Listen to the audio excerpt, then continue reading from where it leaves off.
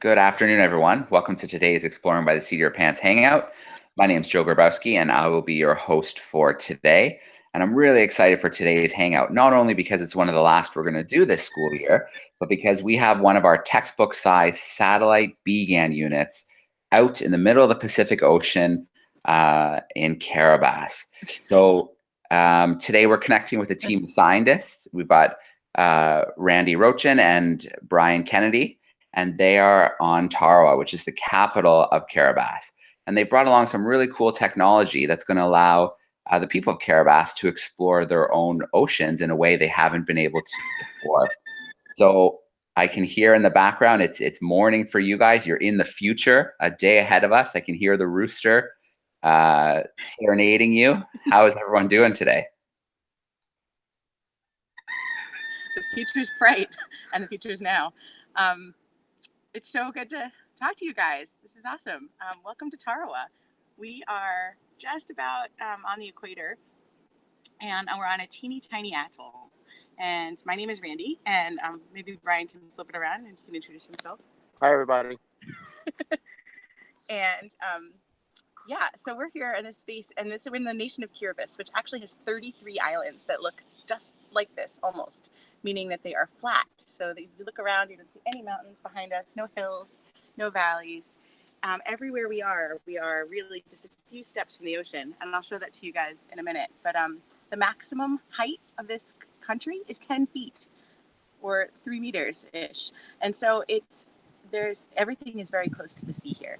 And so all 33 of their islands are these low-lying atolls, and they're former volcanoes that have sunk back down and now are just a ring of coral all the way around them. And so everybody here is living on an atoll. So I'm going to see if I can show this to you. See if we can bring the phone all the way in and look between the chain link fence. If you look right behind me, you'll see the ocean through the trees all the way to the back.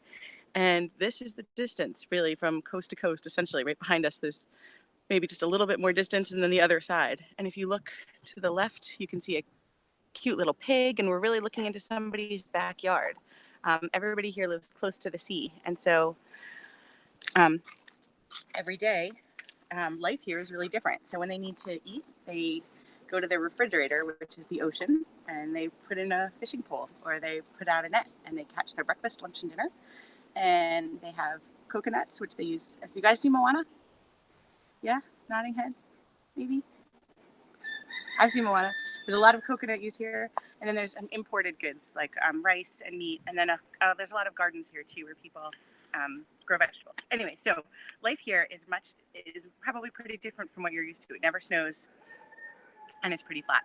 So this country is huge. It's really, really big, even though it only has 33 tiny islands. And one of the things that makes it so big is they have so much ocean. And so what we're here to do is we're marine biologists, and we're here to help the people of Keereebas see their own oceans. So we work in the deep sea, but we also work in shallow coral reefs, and actually there's a zone in between called the mesophotic, or the twilight zone. And on this trip, we're going to have access to all 3 of those spaces, which is pretty cool. So what I'm going to show you, if I can put down my coffee here, is exactly how we're going to do that. So maybe you can raise your hands, even though I won't be able to see them. How many of you have been snorkeling? A couple? Lots of hands. How many of you have been scuba diving? Anybody been scuba diving? Couple hands. Whoa, a couple of you have been scuba diving? That's awesome.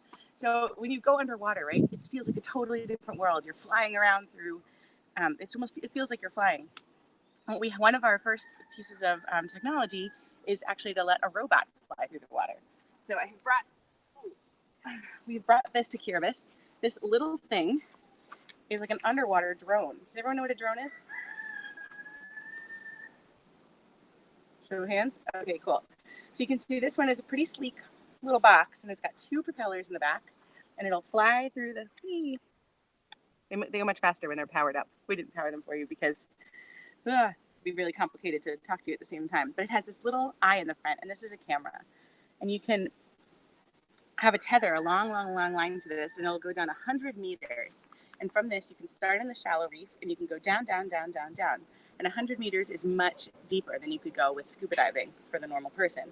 The normal person scuba dives 20 meters-ish.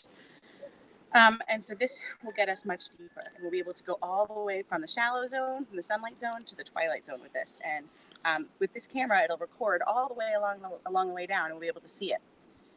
Now, I told you guys before that we're standing on this kind of island that used to be a volcano, right? How long? Okay. So because this used to be a volcano, the sides of this island are really, really steep. It's like we're standing on the top of a mountain right now, even though there are no peaks above us. The peak is all below. So we literally can go down the side of a mountain, down, down, down, down, down, down, down to 100 meters, and then we have to stop with this. But we have another piece of technology, which essentially is a giant fishing pole with a camera and a light attached to it. And from there, we can, where this stops, we can throw that down and continue to go down, down, down, down, down the mountain, not to 100 meters, not to 200 meters, not to 1,000 meters, but to 1,700 meters down the side of that mountain. And that's pretty cool. Anybody want to guess what we might see down there? Let's see. Raise your hand if you think we might see a shark. Raise your hand if you think we might see, I don't know, a volcano, an actual like live spewing volcano. Raise your hand if you think we might see some fish. Raise your hand if you think we might see a whale. Well, all of you might be right, but what I'm pretty sure we're going to see are corals. Does anyone know what a coral is? Raise your hand if you're familiar with a coral. All right. So for those of you who don't know, I will show you this. A coral is essentially, I'm going to actually pick this beautiful flower to demonstrate here, that a coral is a bunch of teeny tiny mouths all connected together, just almost like these flowers, except these flowers are using sunlight, right, to get their energy, and they're using bees and other pollinators to do all the things that they do. A deep sea coral, especially when you go down 1,700 meters, doesn't have any access to sunlight, but it has these mouths. Imagine the center of this flower is a mouth, and it has some tentacles, some little fingers around the edge. And as particles drift down from the water surface, the flowers, or the polyps of the coral, can catch them and take their little fingers and bring the food particles into their mouth and eat slowly, one by one.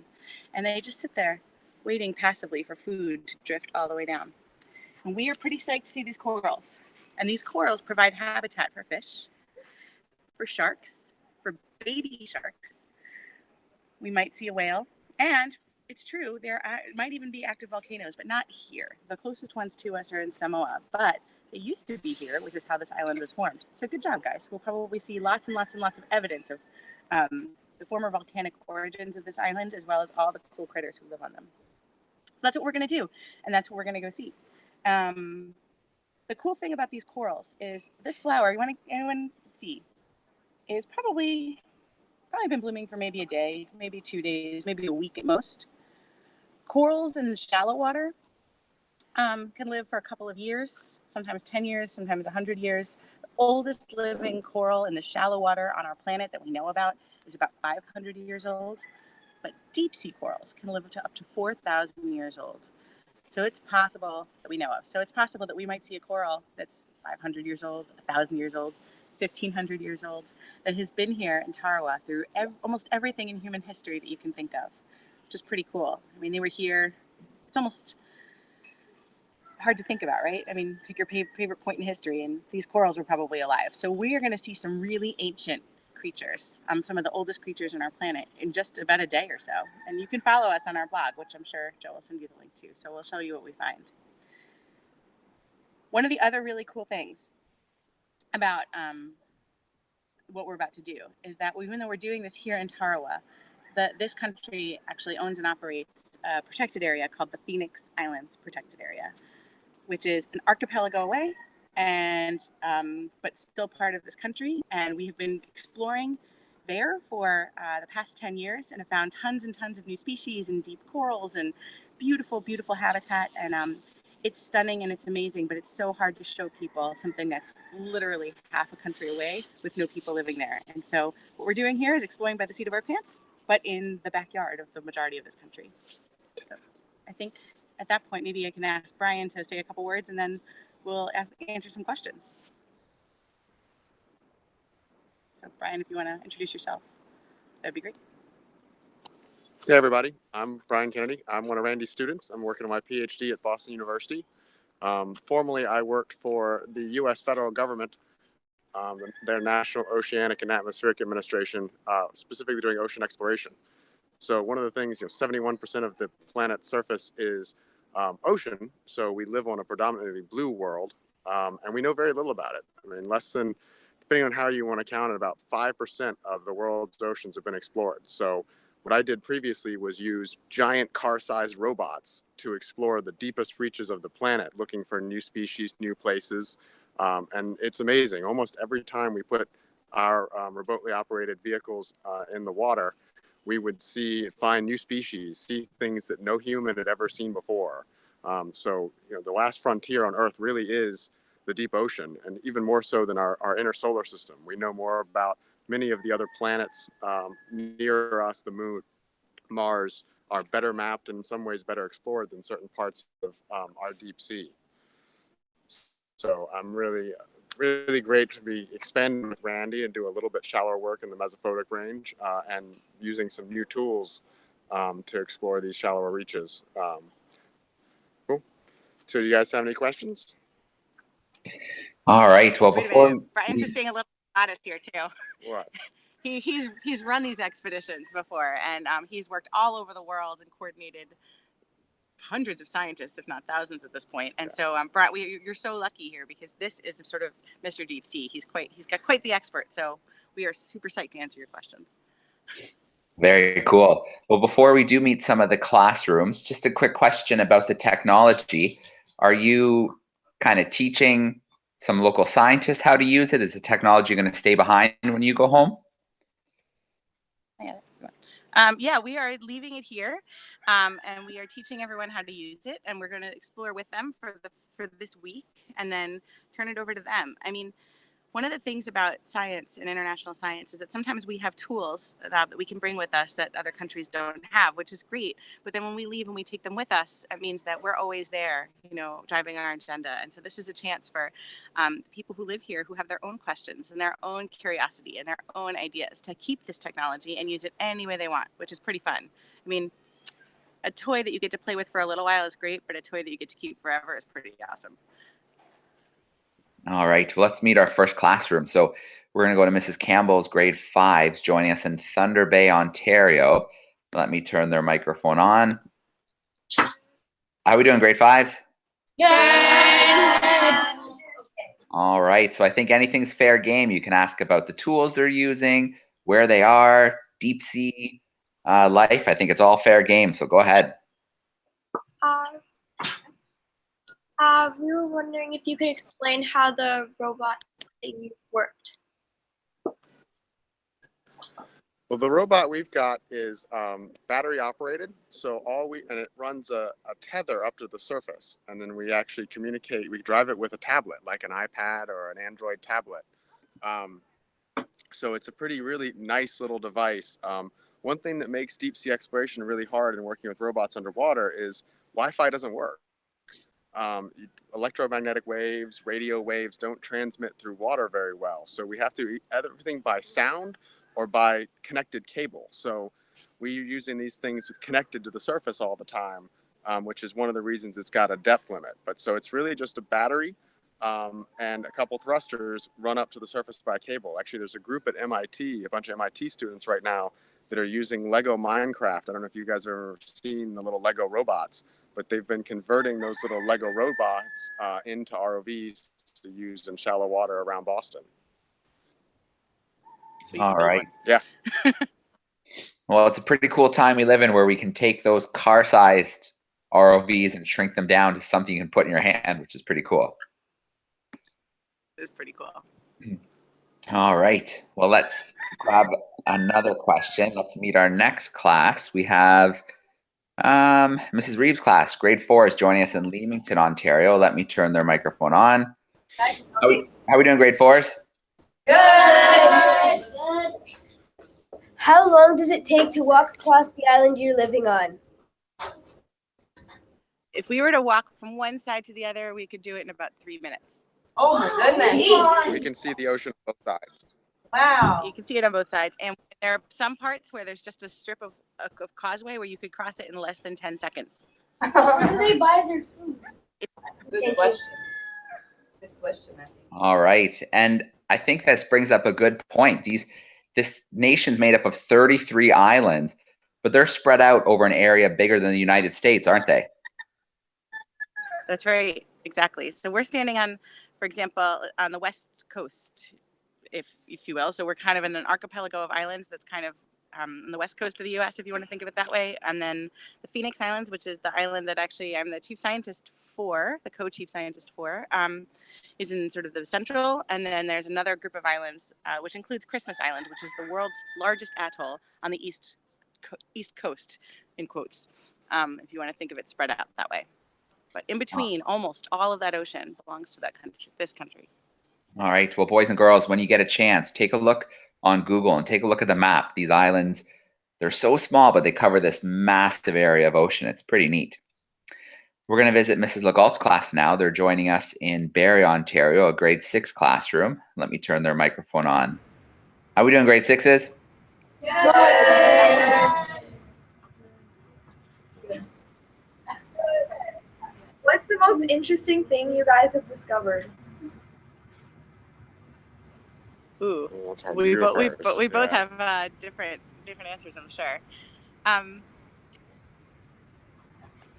Okay, so for me, the most interesting thing has always been old corals. So I really love finding individuals which are old enough that just really blow my mind when I start thinking about sort of the historical context. If you think about corals that have been alive since Columbus discovered the New World, or that have been around through the medieval ages, or I don't know, through the original explorers of our time, right? I mean, that's amazing. So that's just they've been around through all of that. So for me, every time we come across a really big, really ancient, long-lived sponge or coral, I just can't stop thinking about the historical timeline. And for me, even though there's been lots of new species in our lives and lots of other things, but that always gets to me, just the idea that something on this planet has been alive for so long, and I hope that it gets to see that much history into the future. I think for me, I have to admit, my answer changes on a daily basis depending on what kind of mood I'm in, because I've seen so many cool and new things underwater. But today, I think I'm going to go with when we discovered something we called a tar lily. We were working in the deep portions of the Gulf of Mexico, just south of like Alabama, Louisiana, Mississippi, in the United States, and we thought we were going to dive on a shipwreck. We had seen we had a sonar target that looked very unusual, which usually means it's some kind of shipwreck. So we went down there with the ROV. We had all these marine archaeologists ready to help us identify the shipwreck. And we get down there, and immediately it's very clear it's not a shipwreck. But what it was a real mystery. And we sat there for a really long time. And the ship I used to work on, the NOAA ship Okeanos Explorer, we have something called telepresence. So we use the same technology that's allowing us to talk to you, except we show the live video from the robots to the scientists. So we have 100 and something scientists on shore and only have 2 or 3 on the ship. And we can talk to them just like we're talking to you through real time, and they can guide us through identifying and exploring. So we get down there, we have all the archaeologists. The archaeologists disappointed, but all the geologists get really excited. And we spent a couple hours to figure out what it was. And what we found out it was finally was something called an Astra fault extrusion. So the Gulf of Mexico has lots of, oil and gas and things like that. And so this is literally naturally occurring asphalt, just like a highway or a road you might drive on. They get squeezed out of the geologic pressure under the seafloor, and comes up like you think about grabbing a tube of toothpaste and squeezing it straight up. And it makes this kind of curlicue form of rock on the surface. And so we found 2 of those right next to each other, and it was only the second time they'd ever been seen in the Gulf of Mexico. And it was a really cool discovery. It was also a really cool example of the power of telepresence, because we were able to completely change the science crew on the ship in about an hour. From when we had all archaeologists paying attention, when we realized it wasn't a thing, we jumped on the email, on the phone, the satellite phone, called all the geologists, said, "Hey, tune in, we found rocks we don't understand, help us." And then so we went from 30 or 40 archaeologists to 30 or 40 geologists in between 15 minutes and an hour, and we're able to just sit there and then identify something pretty much new to science for that area of the world.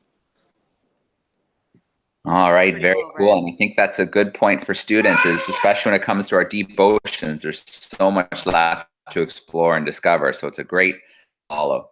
So we're going to St. Thomas, Ontario this time. We've got a big group of students with Mr. Thwaites, and I have a feeling that they're probably pretty loud. So let's turn the microphone on and find out. How's everyone doing in St. Thomas? Yep, I was right. Who's got a question? Wow, there's so many. Okay, Annalise, go ahead. What machines are you giving them? Oh, I'll show you one of them. Hang on.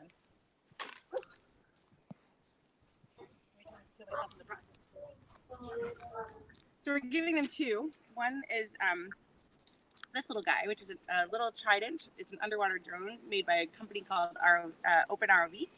And you can see it has two little propellers in the back, little thrusters, and a camera in the front. And it has a nice long tether line that will attach to it. And we will run this with a tablet, like an iPhone, or sorry, an iPad. And we're going to give this to them. And they can go down to 100 meters with this. And then we're also going to give them a really, really long electronic fishing line, which goes down to 1,700 meters. It has a camera and a light, a battery-operated camera and a light on top of that, which will record the whole way. And when we reel it up, we'll be able to download all the footage and see anywhere we took that thing. So we'll be able to sort of move it along and drag it up. We'll be able to move it up and down and up and down and up and down. And just like you would operate a fishing line with a hook in the end, we'll be operating a fishing line with a camera on the end, so we can actually see pretty deep into the ocean. But that's why the light is necessary, so you can couple the light with the camera. All right, and St. Thomas, I'm going to give you guys another question because I know your school day is coming to an end. So if you have another question, the microphone's on. Celia, go ahead. Have you found anything interesting that you want to share with us that you found? Did you hear that, Joe? Yeah, so they're asking if you found anything interesting so far that you want to share with them. But I know you guys just arrived yesterday, so you probably haven't had a lot of time to do much exploring so far. That's true. We haven't done exploring here, but we have done exploring in the central archipelago, so in the Phoenix Islands protected area. And so I've been working there for 10 years, and Brian was actually the one who did the very, very first ROV dive there. And so what we found so far has been pretty cool. We had probably close to half a dozen to a dozen new species, which are still being characterized, of various different critters. A lot of new range records. My favorite thing that we found so far in this country is a teeny tiny little jellyfish. And it's not just here, it's in lots of other places in the Pacific, but this was one of the places we've collected it from and describing it for the first time. And it sucks on coral polyps. So I showed you that flows flowers before, and this thing is so little, and it manages to find the same species of coral every single time in the deep sea. So it'll suck one polyp and then suck another polyp and suck another polyp and then let go and let the current take it and then try to find another coral. And it's just really tiny and really cute. So it's my favorite. I think one of the coolest things that I saw, it wasn't a discovery, we knew about this, but I'd never seen this type of situation before, was a place called Carondelet Reef in the south side of the Phoenix Islands. Is the seamount comes up from 3,000 meters to just about 10 meters or less beneath the surface. So you have an entire mountain, some of the biggest, the size of the same kind of biggest mountains you have in Banff and places in Alberta and British Columbia. But it doesn't quite break the surface. So on a calm day, you don't know it's there, but if there's waves, they actually break. And so we were working about 500 meters deep, about a mile and a half away from the peak of this mountain. And it was this flat, calm ocean day. You could see no land anywhere in the sight. And every once in a while, this one wave, you just get this one wave breaking right around this random spot in the ocean. It was really a cool thing. I'd never seen anything like it elsewhere in the world. And the Phoenix Islands has two of them. Yeah. So that's a pretty cool thing. Very cool. And Mrs. Reed's class, I want to visit you one more time because I know your school day is getting close to ending. So if you have another question, your microphone is on. Okay, we're ready. Introduce yourself. My name is Matthew, and are there any stores on your island? Stores. There are a few, but they're not like stores you've probably ever visited before. A lot of them are in people's houses, so they'll just kind of brick in their front porch and have a little convenience store or something like that. So there certainly are lots of stores, but they're probably nothing like any stores you've ever been in before. All And right. you know what they sell is a couple of things that they import, of course, some clothing and things like that, but they also make a lot of handicrafts here out of coconut leaves and out of shells. And so there's a lot of sort of island handicraft. All right. And then I think before we visit Mrs. Legault's class one more time, I want to bring up a point about the islands that the students might not be aware of. You talked about how the highest point is about 10 feet above the surface. So that makes them very susceptible to changes in the depth of our oceans. Have you seen any evidence in your time working down there of climate change, of the sea level rising? So it's really interesting. Sea level rise here is not what you think. I mean, if they don't get storms very often, when they do, of course, you definitely see the ocean breaking over the sides of everything. It can go over the whole island. But what really happens at sea level rise is that these islands are big enough that they have what's called a freshwater lens. So they have freshwater that's deeper down and below the surface that they can drill wells for. And that has been getting saltier and saltier over the years. And so that is sort of one of the first signs of really seeing an infiltration of a rising sea as having fresh water that's not so fresh anymore. And so from a drinking perspective, you can still bring in bottled water or you can still desalinate. But when you're trying to grow a garden and your plants are trying to use the fresh water below and it's getting saltier and saltier, that's the hard part. All right. And I know that we're getting really close to the end of the day for some of our Ontario classrooms. So before we get one last question from Mrs. Legault's class, I do want to give the students who are going to have to go very soon a chance to say goodbye and thank you. So I'm going to turn your microphones on in St. Thomas and Leamington, because I know your day is about to end. And I want you guys to get nice and loud and say goodbye and thank you before you have to go. So here we go.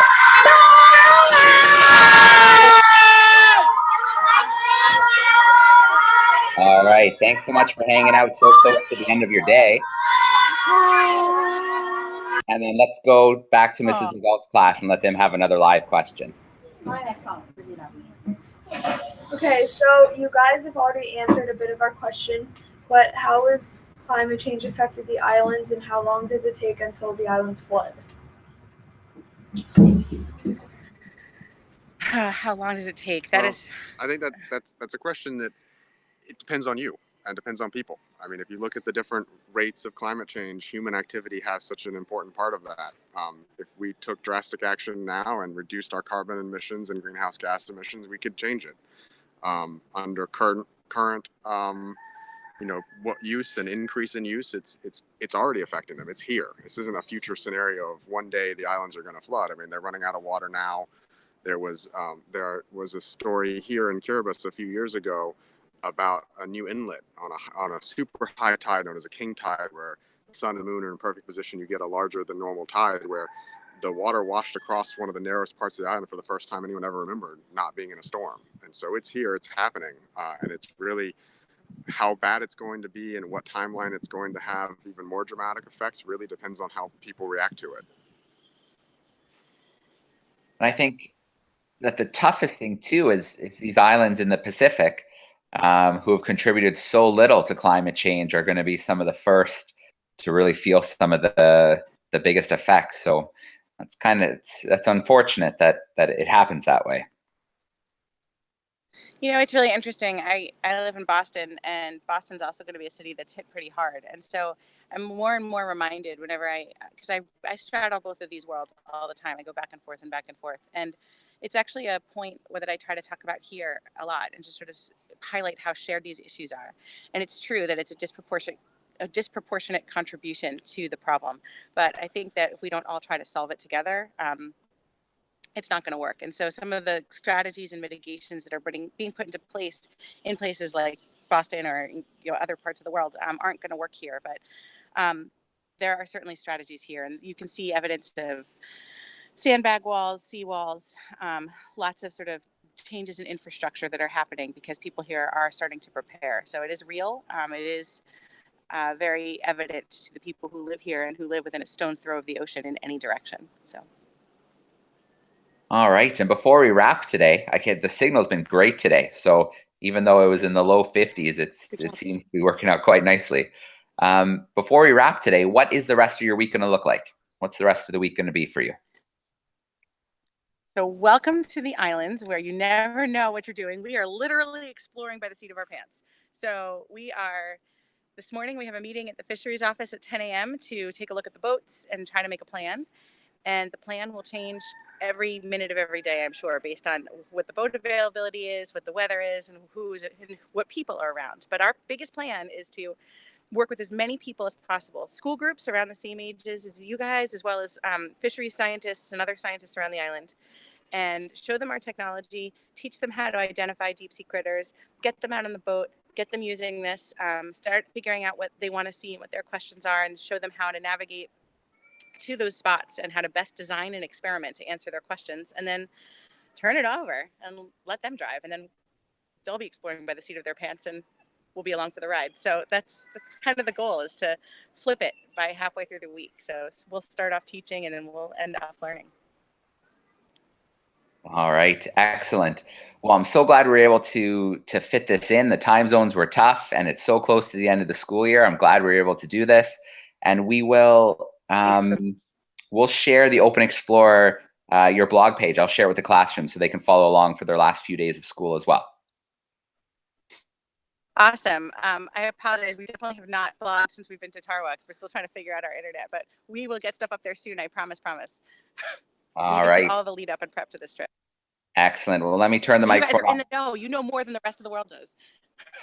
Perfect. So let me turn the microphone on to our classroom in Barrie, let them say goodbye, and then we'll sign out for today and let you guys get your day going. So I'll just turn it on there. So grade 6s, thanks so much for hanging out with us in Barrie today. Thank you. All right. Well, once again, thanks for taking the unit to the other side of the planet. Thanks for a great event and sharing what you're up to. And I look forward to seeing some of the pictures and video that come out of it.